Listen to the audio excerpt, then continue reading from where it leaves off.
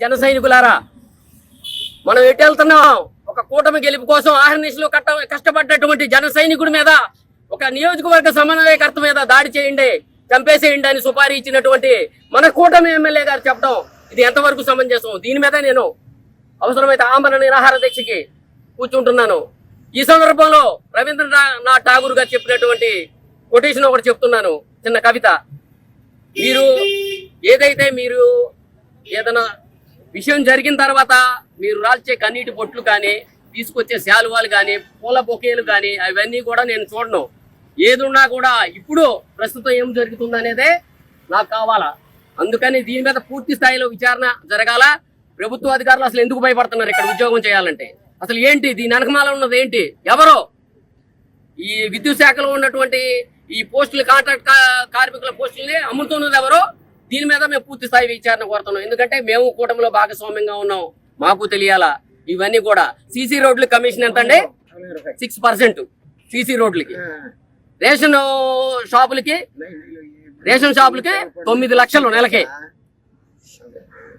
Belt షాపులు రద్దు చేస్తానన్నారు ఎమ్మెల్యే గారు, గౌరవ ఎమ్మెల్యే గారు ఏం చెప్పారు? అందరూ కూడా మద్యం షాపులు టెండర్లకు వెళ్తుంటే ఎవడో కూడా ఇక్కడ బెల్ట్ షాపులకి అసలు నా నియోజకవర్గంలో తావే లేదన్నారు. అంటే సోషల్ మీడియాలో పెట్టే ఈ జరగమని అర్థం దీని ప్రకారం.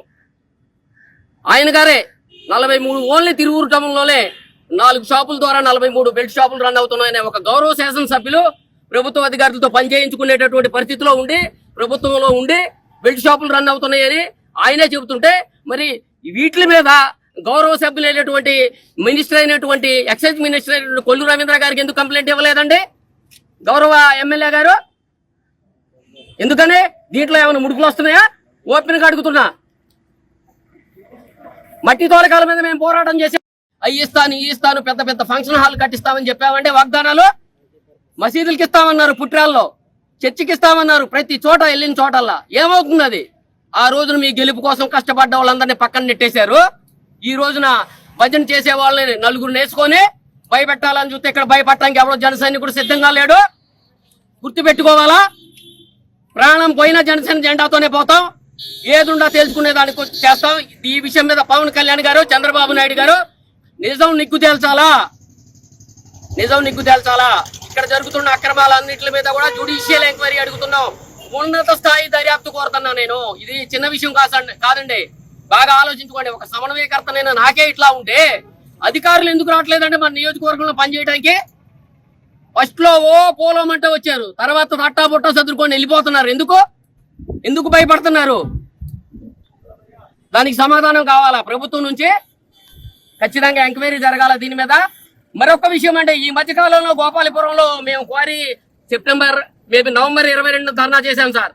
అదే సందర్భంలో ఆ క్వారీ మాది కాదన్నారు. మీది కాదన్నప్పుడు మీ పిఏగా ఉన్నటువంటి జట్టి దాస్ గారు నాకు ఫోన్ చేసి క్వారీ మాదే, నువ్వు వెళ్ళిపోని ఎలా చెప్తారు సార్? క్వారీ మాదేనని. మళ్ళీ అదే సందర్భంలో సింగంశెట్టి గ్యాస్ రాంబాబు టౌన్ కి చెందినటువంటి ఒక కాపు ప్రముఖుడిని పక్కన కూర్చోబెట్టుకుని జనసేన సమన్వయకర్త మనుబోలు శ్రీనివాసరావు చీటరు, అభివృద్ధి నిరోధకుడు, ప్రభుత్వానికి గ్రూపులు ఎట్లా పెట్టించారు సార్? నేను అవినీతి నిరోధకుండా, లేకపోతే నా ఆస్తి పాస్తులు ఏంటా? ఇప్పుడు నేను వైట్ పేపర్ రిలీజ్ చేస్తాను, మీకు చేసే దమ్ముంటారండి. ఇప్పుడు చెప్తున్నా, మీ ఆస్తి పాస్తులు ఏంటి, అఫిడవిట్ లో మీరు ఏమి ఇచ్చారు, ఇప్పుడు ఏమున్నాయి అనేది చర్చ పెడదామా?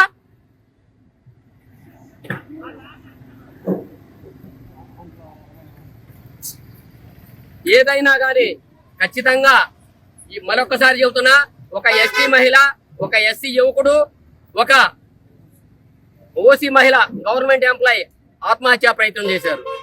నాకు సంబంధించిన వాళ్ళ దగ్గర ఉన్నాయి. అవి ఎక్కడికైనా వెలుగులోకి వస్తే మీరు భయపడాల్సిన అవసరం లేదు. ఎందుకంటే విషయం చెప్తున్నా, ఈ పరిస్థితులు ఎట్లా ఉంటాయి? పోరాడితే పోయేదే ఉంది, బానిస సంఖ్యలు తప్ప అని చెప్పినటువంటి ఇది. బానిసగా బతుకుతో పోరాడకపోతే అంబేద్కర్ గారు చెప్పిన సూక్తి. రంగా గారు ఏం చెప్పారు?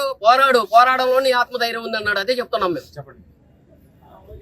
మరొక్కసారి చెప్తున్నా, తిరువూరు నియోజకవర్గ జనసేన పార్టీ సమన్వయకర్త నైనా మనుబోలు శ్రీనివాసరావు అనేటటువంటి నేను ఈరోజు మార్చి 19 చీమలపాడు గ్రామంలో జనసేన పార్టీ కృష్ణా జిల్లాలో ఫస్ట్ దిమ్మ దగ్గర కూర్చొని జన సైనికులతో నా సొంతంగా నా దగ్గర ఉన్నటువంటి ఆధారాలతో కొన్ని నా దగ్గరకు వచ్చినటువంటి ఆధారాలను బేస్ చేసుకొని నేను ఆరోపణలు చేస్తున్నమాట వాస్తవం.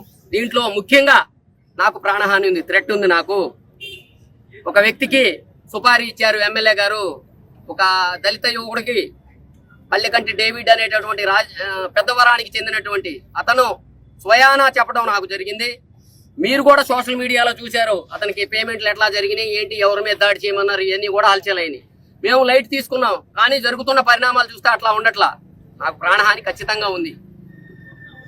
ఎమ్మెల్యే గారి నుంచి నాకు రక్షణ కావాలా, ఇది పక్కా. ఎందుకంటే ప్రతి చోట నేను అడ్డం తగులుతున్నా అవినీతి అక్రమాలకి.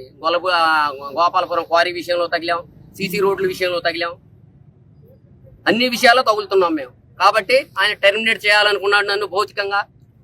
కాబట్టి ఈ విషయంలో నాకు ఏ ప్రాణహాని జరిగినా, ఇంత స్క్రాచ్ పడినా ఒంటి మీద నాకు కానీ నా కుటుంబ సభ్యులు కానీ గౌరవ ఎమ్మెల్యే గారి కొలికిపూడి శ్రీనివాసరావు గారే బాధ్యత తీసుకోవాలా. దీనికి డైరెక్ట్ గా ఆరోపణ చేస్తున్నాను. ఇప్పుడు దీని మీద ఇవ్వండి, మీరు పంపించండి.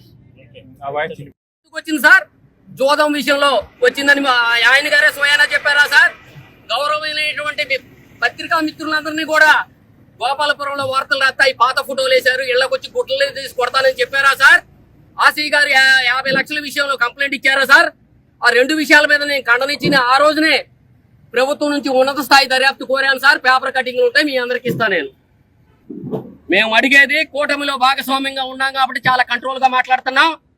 భాగస్వామ్యంగా ఉన్నటువంటి నీ గెలుపు కోసం క్షమించాలా, మీ గెలుపు కోసం అహర్నిశలు కష్టపడ్డటువంటి జన సైనికుల ఉసురు కొట్టే విధంగా ప్రవర్తించడం ఇది ఎంతవరకు సమంజసమో ఇది రాష్ట్రం మొత్తం ఉన్నటువంటి జన సైనికులారా ఒకసారి ఆలోచించండి.